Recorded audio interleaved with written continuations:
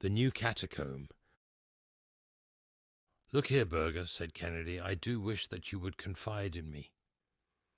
The two famous students of Roman remains sat together in Kennedy's comfortable room, overlooking the Corso. The night was cold, and they had both pulled up their chairs to the unsatisfactory Italian stove, which threw out a zone of stuffiness rather than of warmth. Outside, under the bright winter stars, lay the modern Rome, the long double chain of the electric lamps, the brilliantly lighted cafes, the rushing carriages, and the dense throng upon the footpaths. But inside, in the sumptuous chamber of the rich young English archaeologist, there was only old Rome to be seen. Cracked and time-worn friezes hung upon the walls. Grey old busts of senators and soldiers, with their fighting heads and their hard, cruel faces, peered out from the corners. On the centre table, amidst a litter of inscriptions, fragments, and ornaments, there stood the famous reconstruction by Kennedy of the baths of Caracalla, which excited such interest and admiration when it was exhibited in Berlin. Amphorae hung from the ceiling, and a litter of curiosities strewed the rich red Turkey carpet, and of them all there was not one which was not of the most unimpeachable authenticity, and of the utmost rarity and value, for Kennedy, though little more than 30, had a European reputation in this particular branch of research, and was, moreover, provided with that long purse which either proves to be a fatal handicap to the student's energies, or, if his mind is still true to its purpose, gives him an enormous advantage in the race for fame. Kennedy had often been seduced by whim and pleasure from his studies, but his mind was an incisive one, capable of long and concentrated efforts, which ended in sharp reactions. Of sensuous languor, his handsome face, with its high, white forehead, its aggressive nose, and its somewhat loose and sensual mouth, was a fair index of the compromise between strength and weakness in his nature. Of a very different type was his companion, Julius Burger. He came of a curious blend, a German father and an Italian mother, with the robust qualities of the North mingling strangely with the softer graces of the South. Blue Teutonic eyes lightened his sun-browned face, and above them rose a square, massive forehead, with a fringe of close yellow curls lying round it. His strong, firm jaw was clean-shaven, and his companion had frequently remarked how much it suggested those old Roman busts which peered out from the shadows in the corners of his chamber. Under its bluff German strength there lay always a suggestion of Italian subtlety, but the smile was so honest and the eyes so frank that one understood that this was only an indication of his ancestry, with no actual bearing upon his character. In age and in reputation he was on the same level as his English companion, but his life and his work had both been far more arduous. 12 years before, he had come as a poor student to Rome, and had lived ever since upon some small endowment for research which had been awarded to him by the University of Bonn. Painfully, slowly, and doggedly, with extraordinary tenacity and single-mindedness, he had climbed from rung to rung of the ladder of fame, until now he was a member of the Berlin Academy, and there was every reason to believe that he would shortly be promoted to the chair of the greatest of German universities. But the singleness of purpose, which had brought him to the same high level as the rich and brilliant Englishman, had caused him in everything outside their work to stand infinitely below him. He had never found a pause in his studies in which to cultivate the social graces. It was only when he spoke of his own subject that his face was filled with life and soul. At other times he was silent and embarrassed, too conscious of his own limitations in larger subjects, and impatient of that small talk which is the conventional refuge of those who have no thoughts to express. And yet, for some years there had been an acquaintanceship which appeared to be slowly ripening into a friendship between these two very different rivals. The base and origin of this lay in the fact that, in their own studies, each was the only one of the younger men who had knowledge and enthusiasm enough to properly appreciate the other. Their common interests and pursuits had brought them together, and each had been attracted by the other's knowledge. And then gradually something had been added to this. Kennedy had been amused by the frankness and simplicity of his rival, while Berger in turn had been fascinated by the brilliancy and vivacity which had made Kennedy such a favourite in Roman society. I say had, because just at the moment the young Englishman was somewhat under a cloud.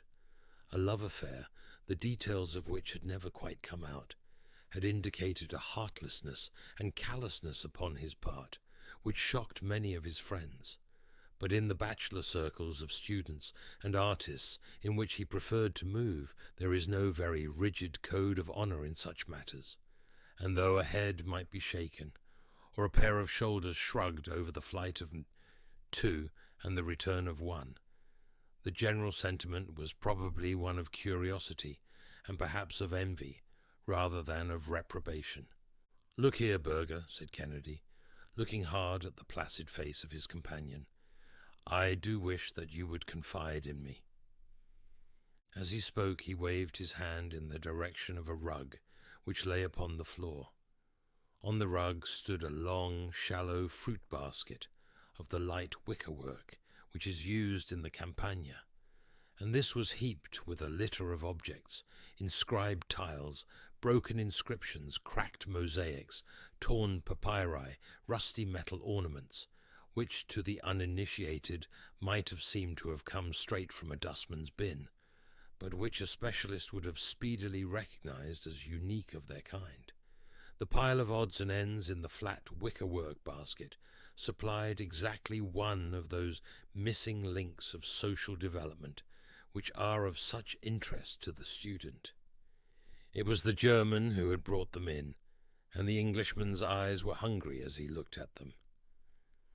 "I won't interfere with your treasure trove, but I should very much like to hear about it," he continued, while Berger very deliberately lit a cigar. "It is evidently a discovery of the first importance. These inscriptions will make a sensation throughout Europe." "For everyone here, there are 1,000,000 there," said the German. "There are so many that a dozen savants might spend a lifetime over them, and build up a reputation as solid as the castle of St. Angelo." Kennedy sat thinking, with his fine forehead wrinkled and his fingers playing with his long, fair moustache. "You have given yourself away, Berger," said he at last. "Your words can only apply to one thing. You have discovered a new catacomb." "I had no doubt that you had already come to that conclusion from an examination of these objects." "Well, they certainly appeared to indicate it, but your last remarks make it certain. There is no place except a catacomb which could contain so vast a store of relics as you describe." "Quite so. There is no mystery about that. I have discovered a new catacomb." "Where?" "Ah, that is my secret, my dear Kennedy. Suffice it that it is so situated that there is not one chance in 1,000,000 of anyone else coming upon it.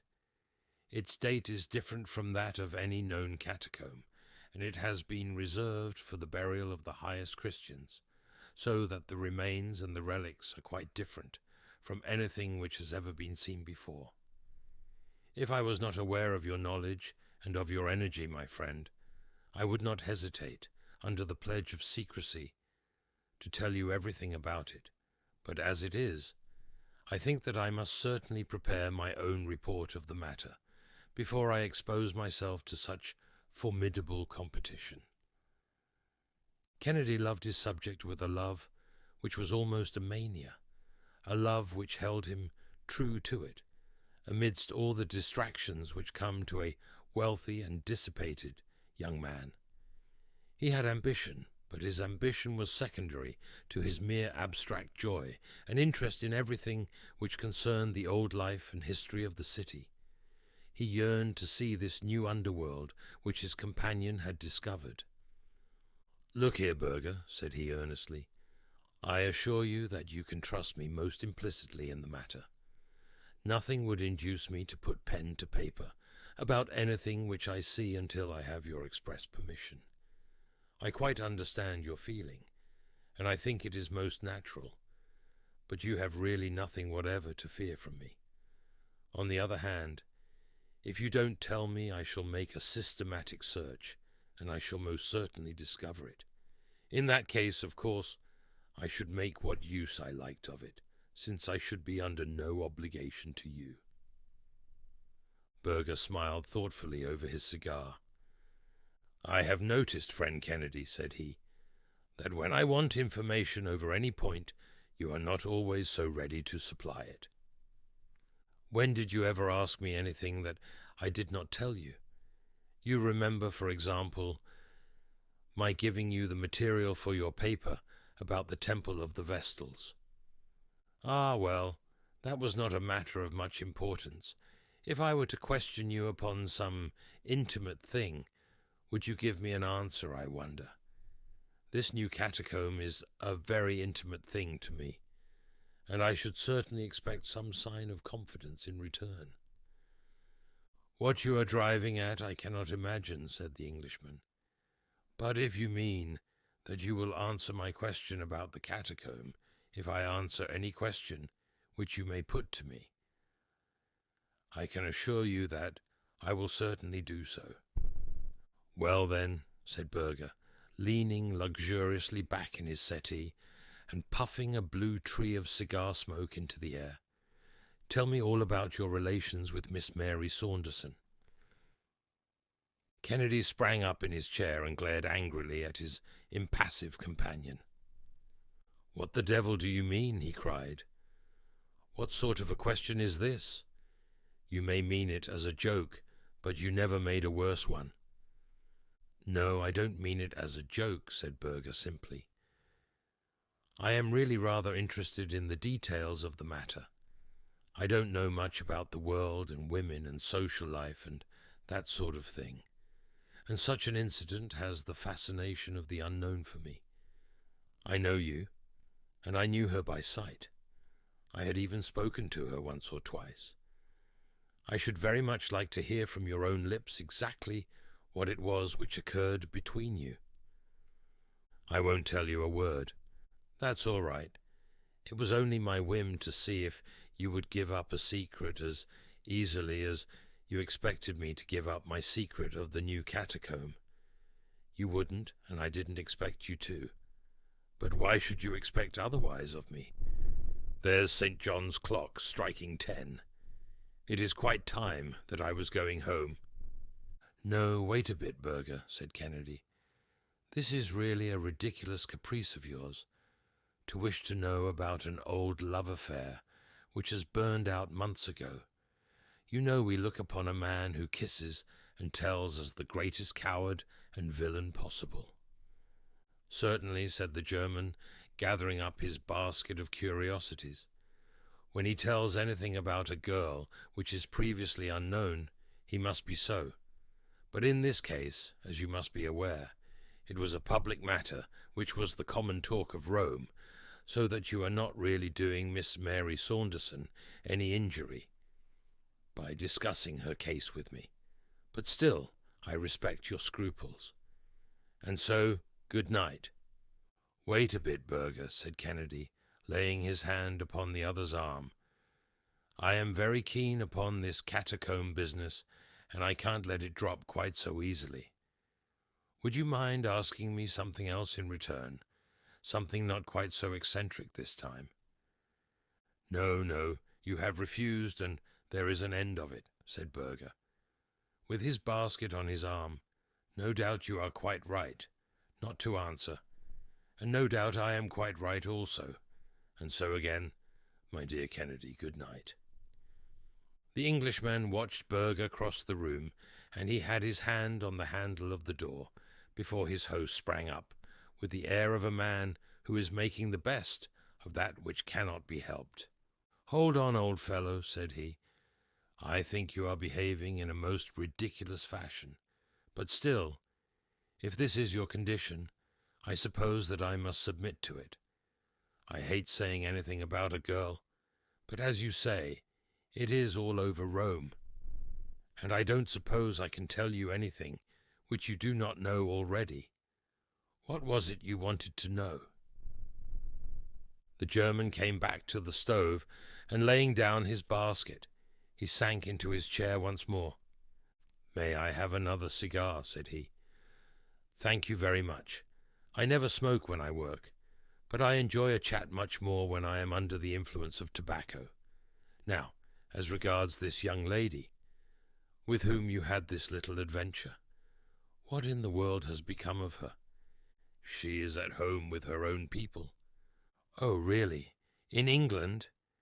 "Yes." "What part of England? London?" "No, Twickenham." "You must excuse my curiosity, my dear Kennedy, and you must put it down to my ignorance of the world. No doubt it is quite a simple thing to persuade a young lady to go off with you for 3 weeks or so, and then to hand her over to her own family at— what did you call the place?" "Twickenham." "Quite so, at Twickenham. But it is something so entirely outside my own experience that I cannot even imagine how you set about it. For example, if you had loved this girl, your love could hardly disappear in 3 weeks, so I presume that you could not have loved her at all. But if you did not love her, why should you make this great scandal which has damaged you and ruined her?" Kennedy looked moodily into the red eye of the stove. "That's a logical way of looking at it, certainly," said he. "Love is a big word, and it represents a good many different shades of feeling. I liked her, and, well, you say you've seen her.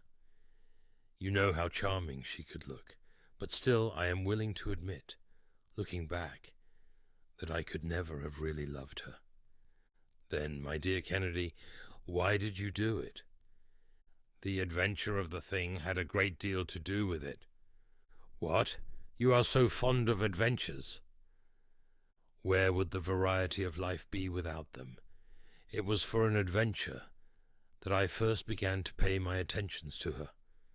I've chased a good deal of game in my time, but there's no chase like that of a pretty woman. There was the piquant difficulty of it also, for as she was the companion of Lady Emily Rood, it was almost impossible to see her alone. On the top of all the other obstacles which attracted me, I learned from her own lips very early in the proceedings that she was engaged." "Mein Gott! To whom?" "She mentioned no names. I do not think that anyone knows that. So that made the adventure more alluring, did it?" "Well, it did certainly give a spice to it.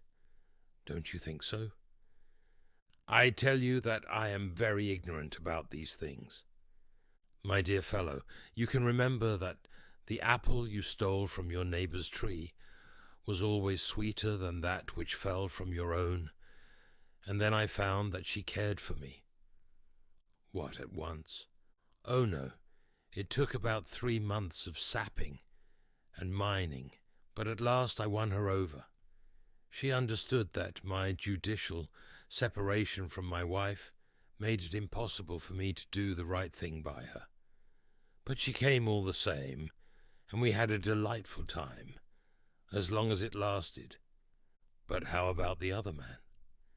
Kennedy shrugged his shoulders. "I suppose it is the survival of the fittest," said he. "If he had been the better man, she would not have deserted him. Let's drop the subject, for I have had enough of it. Only one other thing. How did you get rid of her in 3 weeks?" "Well, we had both cooled down a bit, you understand. She absolutely refused, under any circumstances, to come back to face the people she had known in Rome. Now, of course, Rome is necessary to me, and I was already pining to be back at my work, so there was one obvious cause of separation. Then, again, Her old father turned up at the hotel in London, and there was a scene, and the whole thing became so unpleasant that really, though I missed her dreadfully at first, I was very glad to slip out of it. Now I rely upon you not to repeat anything of what I have said. My dear Kennedy, I should not dream of repeating it, but all that you say interests me very much, for it gives me an insight into your way of looking at things, which is entirely different from mine, for I have seen so little of life. And now you want to know about my new catacomb. There's no use my trying to describe it, for you would never find it by that. There is only one thing, and that is for me to take you there. That would be splendid. When would you like to come? The sooner the better. I am all impatience to see it. Well, it is a beautiful night, though a trifle cold. Suppose we start in an hour. We must be very careful to keep the matter to ourselves. If anyone saw us hunting in couples, they would suspect that there was something going on. We can't be too cautious, said Kennedy. Is it far? Some miles. Not too far to walk. Oh no, we could walk there easily. We had better do so then. A cabman's suspicions would be aroused if he dropped us both at some lonely spot in the dead of the night. Quite so. I think it would be best for us to meet at the gate of the Appian Way at midnight. I must go back to my lodgings for the matches and candles and things. All right, Berger. I think it is very kind of you to let me into this secret, and I promise you that I will write nothing about it until you have published your report. Goodbye for the present. You will find me at the gate at 12.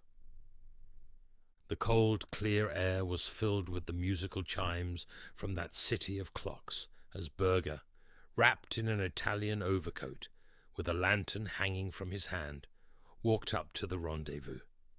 Kennedy stepped out of the shadow to meet him. You are ardent in work as well as in love, said the German, laughing. Yes, I have been waiting here for nearly half an hour. I hope you left no clue as to where we were going. Not such a fool. By Jove, I am chilled to the bone. Come on, Berger.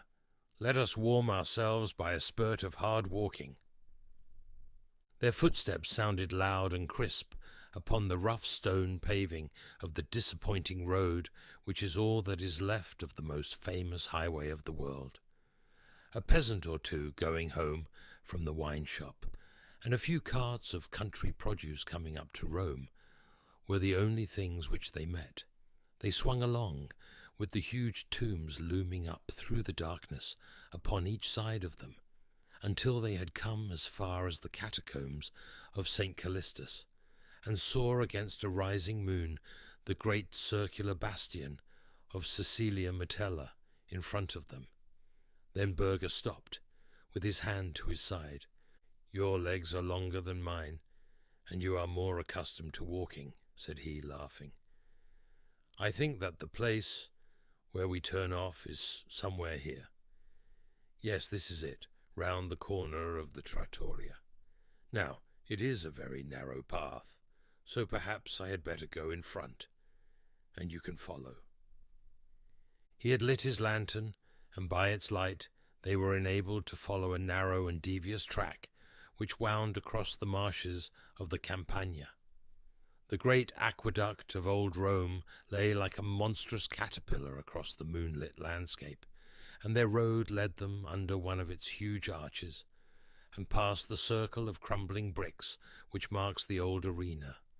At last Berger stopped at a solitary wooden cowhouse, and he drew a key from his pocket. Surely your catacomb is not inside a house, cried Kennedy. The entrance to it is.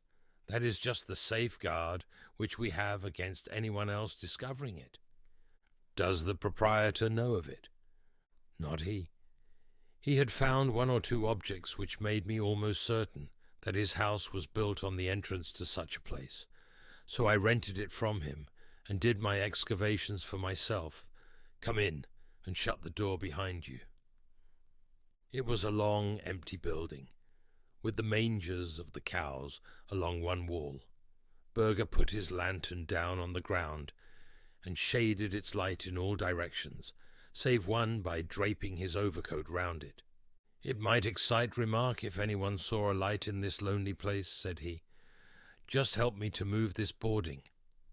The flooring was loose in the corner, and plank by plank the two savants raised it and leaned it against the wall.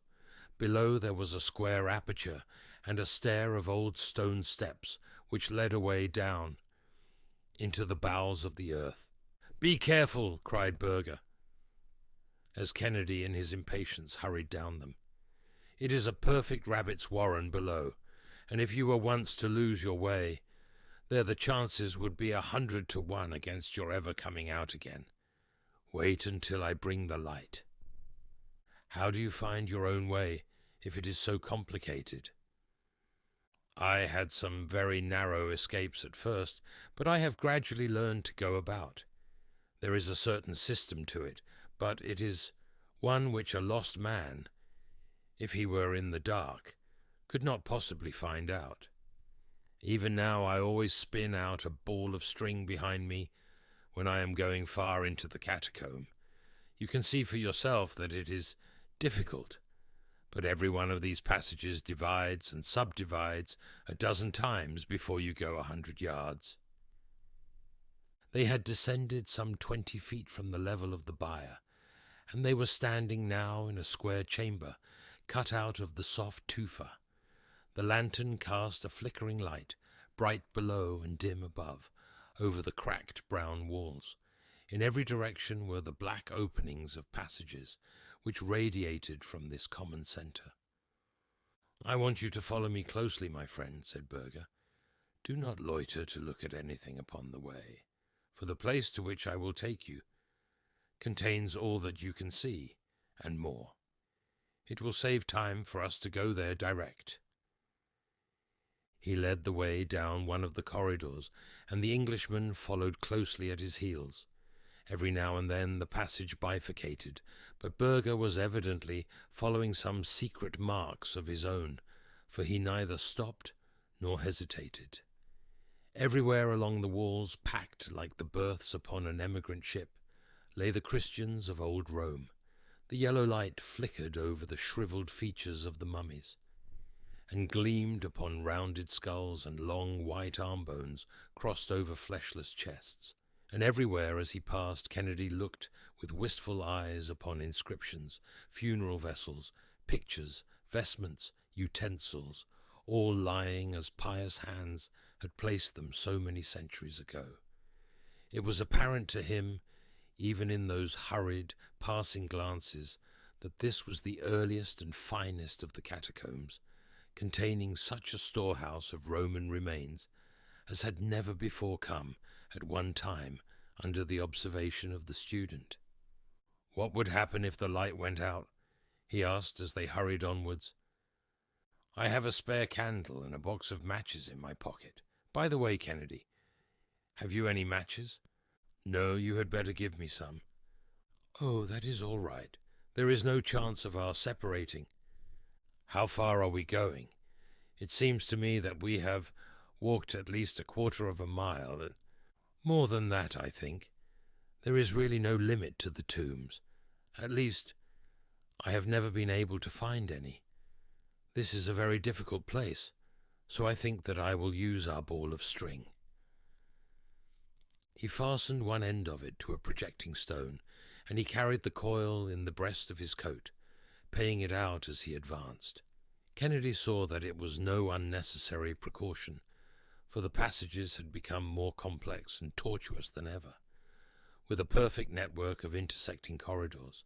But these all ended in one large circular hall, with a square pedestal of tufa, topped with a slab of marble at one end of it. "By Jove!" cried Kennedy, in an ecstasy, as Berger swung his lantern over the marble. "It is a Christian altar, probably the first one in existence. Here is the little consecration cross cut upon the corner of it.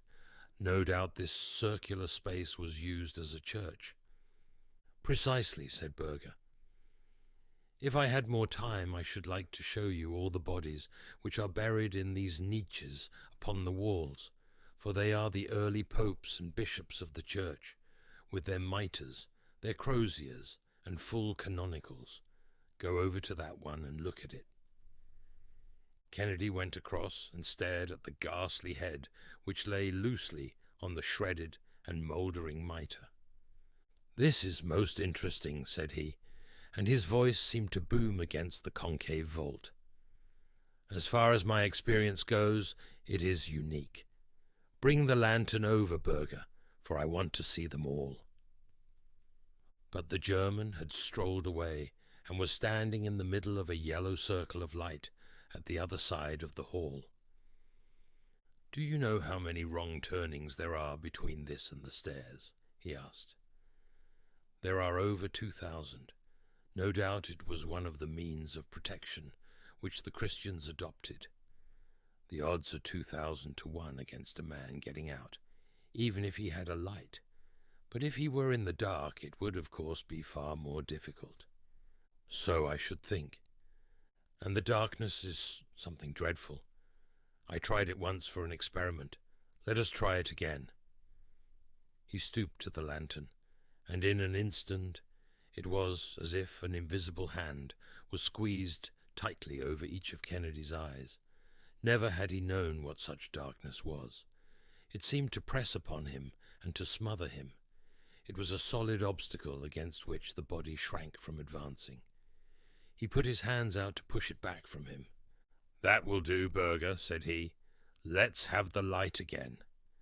But his companion began to laugh, and in that circular room the sound seemed to come from every side at once. "You seem uneasy, friend Kennedy," said he. "Go on, man, light the candle," said Kennedy impatiently. "It's very strange, Kennedy, but I could not in the least tell by the sound in which direction you stand. Could you tell where I am?" "No, you seem to be on every side of me." "If it were not for this string which I hold in my hand, I should not have a notion which way to go." "I dare say not. Strike a light, man, and have an end of this nonsense." "Well, Kennedy, there are 2 things which I understand that you are very fond of. The one is an adventure, and the other is an obstacle to surmount. The adventure must be the finding of your way out of this catacomb. The obstacle will be the darkness and the 2,000 wrong turns, which make the way a little difficult to find. But you need not hurry, for you have plenty of time, and when you halt for a rest now and then, I should like you just to think of Miss Mary Saunderson, and whether you treated her quite fairly." "You devil! What do you mean?" roared Kennedy. He was running about in little circles and clasping at the solid blackness with both hands. "Goodbye," said the mocking voice, and it was already at some distance. "I really do not think, Kennedy, even by your own showing, that you did the right thing by that girl. There was only one little thing which you appeared not to know, and I can supply it. Miss Saunderson was engaged to a poor, ungainly devil of a student, and his name was Julius Berger." There was a rustle somewhere, the vague sound of a foot striking a stone, and then there fell silence upon that old Christian church, a stagnant, heavy silence which closed round Kennedy and shut him in like water round a drowning man. Some 2 months afterwards, the following paragraph made the round of the European press. "One of the most interesting discoveries of recent years is that of the new catacomb in Rome, which lies some distance to the east of the well-known vaults of St. Calixtus. The finding of this important burial place, which is exceeding rich in most interesting early Christian remains, is due to the energy and sagacity of Dr. Julius Berger, the young German specialist, who is rapidly taking the first place as an authority upon ancient Rome. Although the first to publish his discovery, it appears that a less fortunate adventurer had anticipated Dr. Berger. Some months ago, Mr. Kennedy The well-known English student disappeared suddenly from his rooms in the Corso, and it was conjectured that his association with a recent scandal had driven him to leave Rome. It appears now that he had, in reality, fallen a victim to that fervid love of archaeology which had raised him to a distinguished place among living scholars. His body was discovered in the heart of the new catacomb, and it was evident from the condition of his feet and boots that he had tramped for days through the tortuous corridors which make these subterranean tombs so dangerous to explorers. The deceased gentleman had, with inexplicable rashness, made his way into this labyrinth without, as far as can be discovered, taking with him either candles or matches, so that his sad fate was the natural result of his own temerity. What makes the matter more painful is that Dr. Julius Burger was an intimate friend of the deceased. His joy at the extraordinary find which he has been so fortunate as to make has been greatly marred by the terrible fate of his comrade and fellow worker.